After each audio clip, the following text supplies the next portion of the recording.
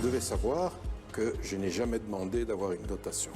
Le prince Laurent souhaite toujours plus d'indépendance. Il vient de fêter ses 60 ans et se confie pour l'occasion à RTL Info. Vous l'entendrez dans un instant. Madame, Monsieur, bonjour. Je suis ravie de vous informer encore aujourd'hui. Dans votre RTL Info 13h, nous parlerons aussi du greffier du Parlement wallon. 1 an après sa suspension, le bureau du Parlement décide finalement de l'exclure, comme nous l'expliquera Mathieu Langer.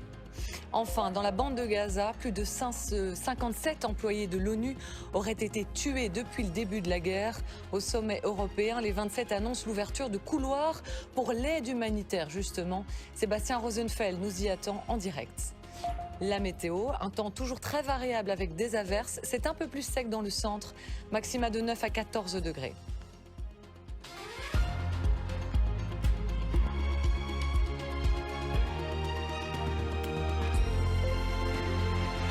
Mais avant toute chose, cela faisait près de 2 mois qu'elle était détenue en Turquie, retenue en Turquie. Vous vous souvenez, toujours aux États-Unis, 20 tonnes de drogue ont été déchargées par les gardes-côtes en Floride. Cette cargaison illégale vaut près d'un demi-milliard de dollars. Elle a été saisie lors de raids menés dans les Caraïbes au cours de ces 4 derniers mois. La drogue sera bientôt détruite. Alors qu'au Mexique, les images après le passage de l'ouragan Otis sont très impressionnantes. De nombreux bâtiments sont partiellement détruits dans la station balnéaire d'Acapulco. Otis a causé la mort d'au moins 27 personnes. Et puis cette autre image incroyable de caméra embarquée. Regardez bien, en pleine session de windsurf, cet Australien de 55 ans est percuté de plein fouet par une baleine. Le surfeur reste bloqué de longues secondes sous l'eau, mais finalement il s'en sort sans aucune séquelle.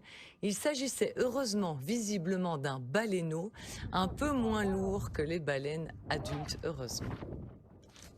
Vous aimez le rock? Eh bien ça tombe bien, lui aussi. Nous recevons Marc Isaïe ce midi.